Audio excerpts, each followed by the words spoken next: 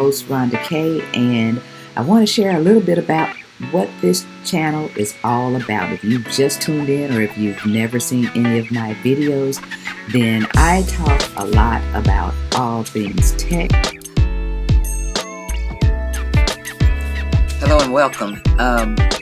Today I want to talk about two things. My up and coming docuseries is going to be great stories. I thought about making it a part of the Rhonda Kay show, and then I decided that it needs its own series. There will be more about it on the Ubex Media website. There will be some editorial on it from the editorial team.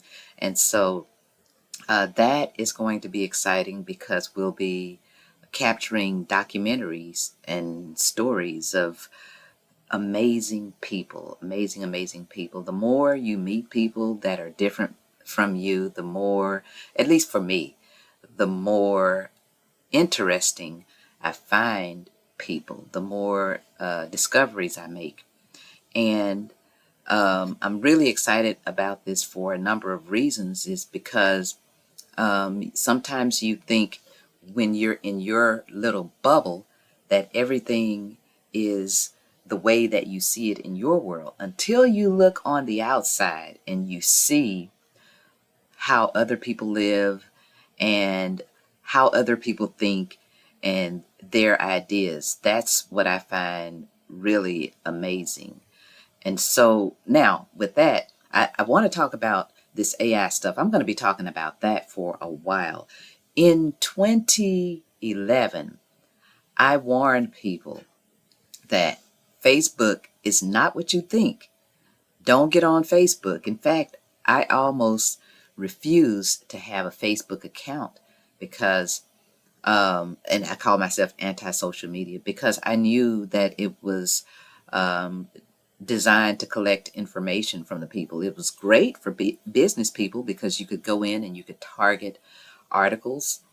You could target ads to specific people that liked specific things in a specific region or a specific area, even down to the zip code. And it's great if you have a local business like a restaurant and you want to target people in this 75212 or 75111 zip code and only a 25-mile radius. Or if you want to target people who like this specific website, you can even do that. So it's great in that regard. But what happens is information is power. And if you own a lot of people's information, that's a lot of power. And so I always say, we as the little guy, how the little guy stays little, we trust the big guys. And since social media has happened, that brings me back to AI. Now, built off of our text messaging with the autocomplete. That was the first part of it. With our phone calls, or with Google Voice, or with our emails. That's how you see the advertising. With our, I said text messages already. With our interactions on social media. And that's what's called social engineering. On social media, the owners are studying your behaviors. And so this has been since 2010. We are now 2025. That's 15 years ago. That's 15 years of global data and habits that the computers have been able to pick up the algorithm or patterns of information that is available.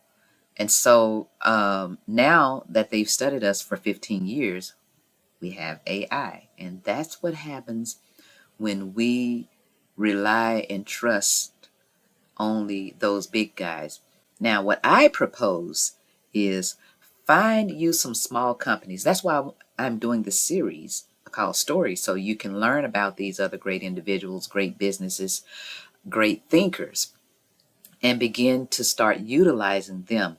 We as small business owners, we start out small, but we're not going to always be small. Small to medium size. We start out uh, learning and trusting and supporting each other so that we can build some things together as a community. Now, what we don't think about is that the small business consumer holds a lot of power, more power than you realize that you have. And so once you begin to realize your power, then you know how valuable you are. I can remember being younger, there were things I did that was amazing when I look back on it, but I didn't know what I had. There was no one to tell me that, oh, this idea was genius and this is what you need to do. And when they did tell me, I didn't know, because I was not accustomed, even though I was in the top 10% of my class. I thought nothing of it. And so we have to learn to value and appreciate our genius. With that, I want to share something with you that I found out about TikTok. Remember, I said social media was collecting all this data. Well, here's an example of what happens when AI begins to collect our data. Take a look.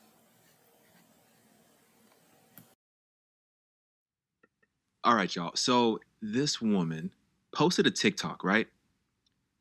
And as she's editing the TikTok, she realizes that she's doing stuff on the video that she didn't actually do in real life. It's really hard to explain. Let me just play the video and hopefully you can understand what's going on because this is wild. I'm like literally in tears right now because this is the weirdest shit. I was filming a TikTok. I was talking the whole time. I was talking the whole entire time. And it just gets to a point where it just stops. You can see here where I'm talking. You can see here where I'm talking. To be able to observe that a lot of the times, like, those students just want the HBCU experience. They want to hang out in the hood. You know, they want to be around hood activities.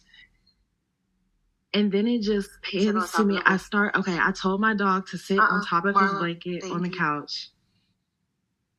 I told my dog to sit on top of his blanket on the couch. And then I went back into talking about the subject matter that I was talking about. I never stopped speaking. Now I'm playing this back and it just has me being weird, like silent, like playing with my hair, like making faces at the camera. And I swear to God, I was not doing that. It looked to me, I'm like shaking because it's unnatural. I was not doing this just now. I was speaking into the camera directly for like over 3 minutes. And it just at 2:25 here or wherever, it stops. And look, my mouth isn't even moving. I swear to God, y'all, talking. I kept going on the subject I was talking about. I was not doing this. That is insane. I saw another story closely related where this woman, her likeness was stolen by AI and they used it in order to create an advertisement. And let's just say it's the type of advertisement that you don't want to be a part of. Let me show it to you. So AI stole my likeness and created a deep fake ad of me promoting erectile dysfunction pills.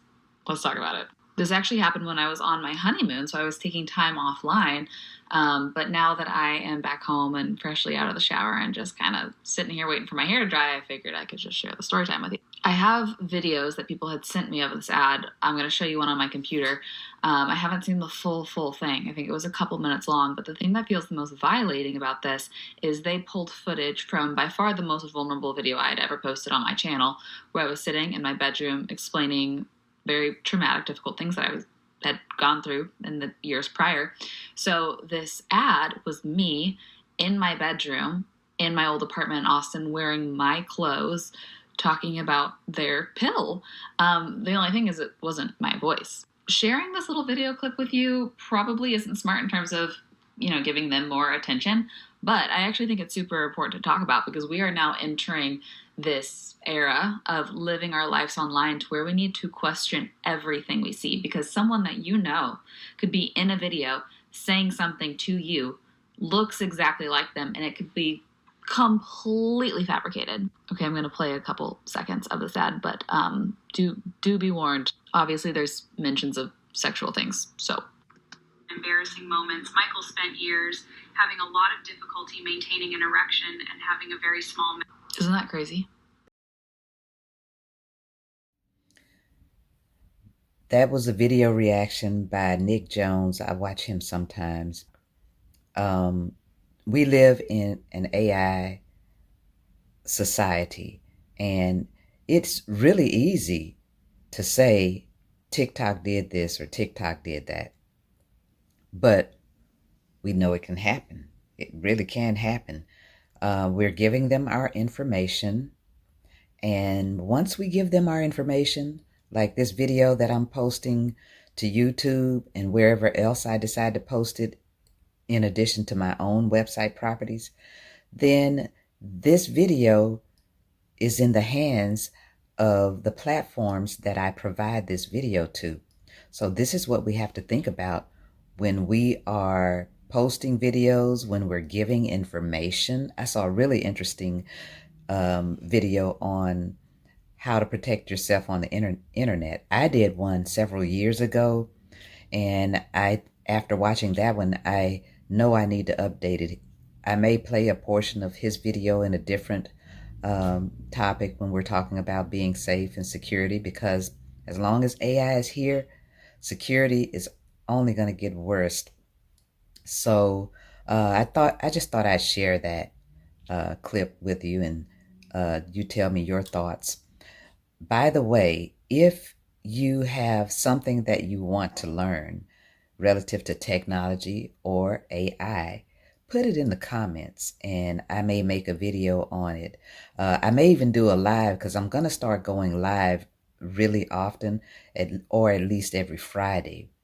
And so if you let me know what it is you'd like to learn, then that will help me to make content that I know that you can appreciate.